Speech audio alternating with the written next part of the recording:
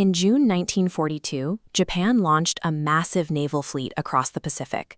Their goal was simple: wipe out America's remaining ships. This diagram shows the scale of the mismatch. Japan brought more carriers, more planes, and highly experienced pilots, dwarfing a U.S. Pacific fleet still recovering from Pearl Harbor. The architect behind this push was Admiral Isoroku Yamamoto. He planned to lure the few surviving American carriers into an inescapable ambush near a tiny outpost called Midway Atoll. Based strictly on hardware and momentum, an American defeat appeared mathematically inevitable. But the actual battlefield was leveled in a windowless basement in Hawaii. At Station Hypo, a small team of American codebreakers was quietly intercepting and translating Japan's complex naval code, JN-25. Because they were reading the enemy's mail, Commander Joseph Rocheford's team knew a major offensive was coming. Yet they faced a critical intelligence gap. The decoded Japanese messages never named the target directly. They only referred to the upcoming strike zone using two letters, AF. The ocean is vast. Without knowing the exact geographic coordinates of AF, the U.S. Navy had no way to position its remaining ships to intercept the strike. The survival of the entire U.S. Pacific Fleet hinged on identifying a two-letter code name before Yamamoto's trap could close. To find out exactly where AF was, Rochefort ran a deceptive test. He instructed the base at Midway to broadcast a fake, unencrypted radio message claiming their freshwater plant had broken down. The logic was straightforward.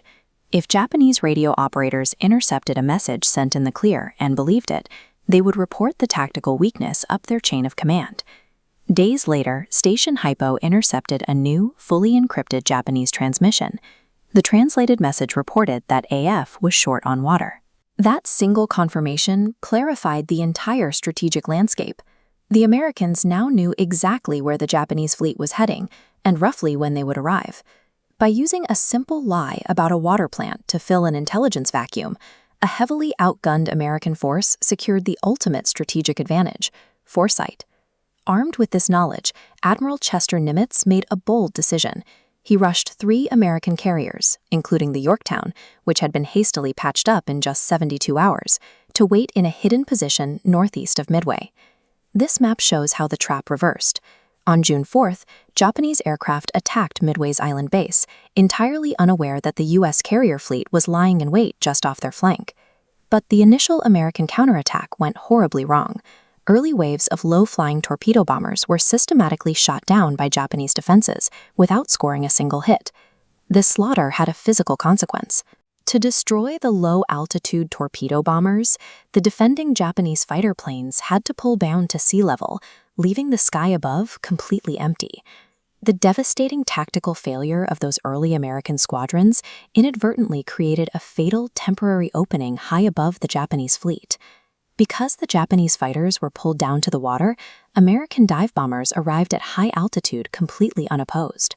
Below them, the Japanese ships were incredibly vulnerable. They were caught mid-rearming cycle, with flight decks heavily cluttered by fuel lines, bombs, and parked aircraft. The American dive bombers rapidly pushed into a steep descent, executing bombing runs without any interference from enemy fighters. The devastation was immediate.